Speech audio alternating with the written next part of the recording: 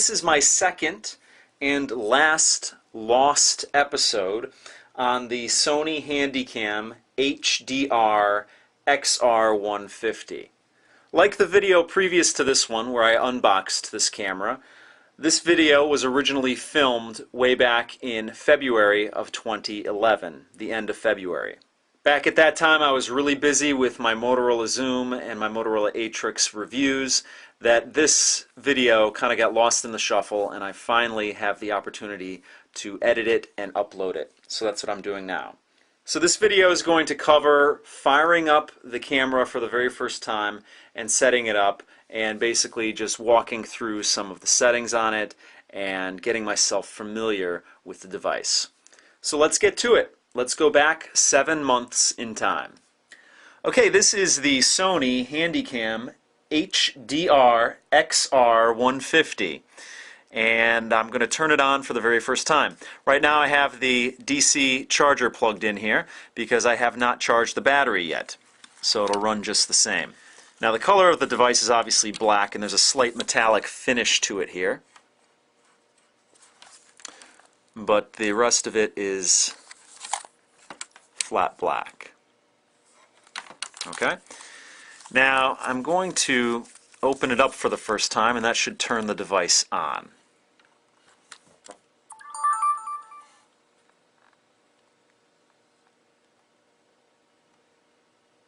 Okay, it says lens cover might be closed. Open it up. So let's open that up. And that's done. That's accomplished from the front here. Right there. Alright, it says area set. Choices are Chicago, Mexico City, New York, Bogota, Santiago. I'm just going to stick with New York because I'm on the East Coast. I'm going to hit next. Okay, we're on the clock set right now. It says DST set, that's daylight savings time. We're not on daylight savings time right now, that happens in the summertime. So we're going to hit next. You could turn it on if you are in the summertime when you see this. Now it says set the year. It's 2011, so let's up that.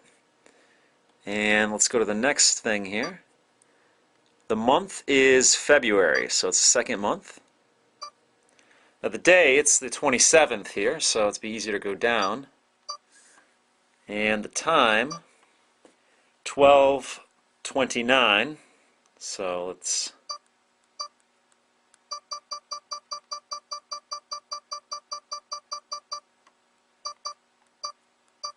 there we go. And it is in the AM, so I'm making this video late. It says New York, GMT, daylight savings time off, February 27th, 2011, 12:29 AM. Okay, and there we go. It's on standby now. Now if I wanted to, I could do the controls all from here. You have a wide and a tight, and then a record button here. So let me put my battery down here, and that'll be my subject here. And I can go tight with it as I zoom in with the touch screen. Or I could go wide. And I could start recording if I wanted to. My first recording on this is my battery. I'm going to use this button here to stop recording.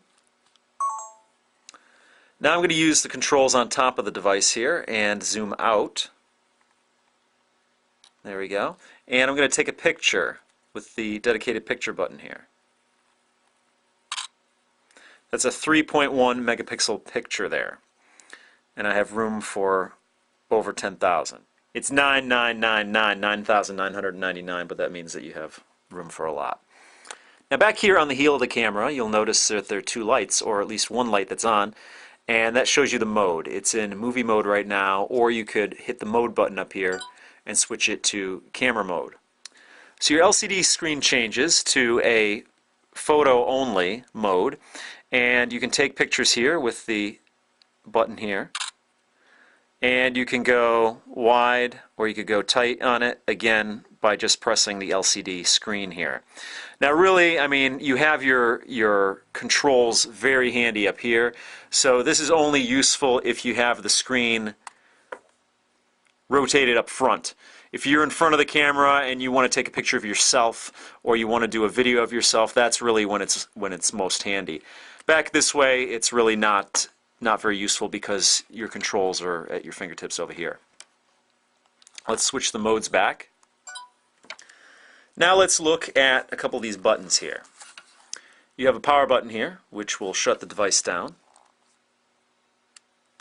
That way you don't have to close your screen. We'll turn it back on here. Then you have this button here, which is a dedicated disc burn button. And then the top up here is if you want to play back any videos that you've taken. So the only video I have on here is the one where I recorded the battery, so let's just play that right now. Select it, and then you have your controls down here. My first recording on this is my battery. And that's the speaker right there. I'm going to use this button here. Now there's two things I neglected to mention in my original run-through on this device. The first of which is right here. This button is an eye auto button. If you click on that, and you'll notice it's selected here on the screen, it selects all of your settings for you automatically.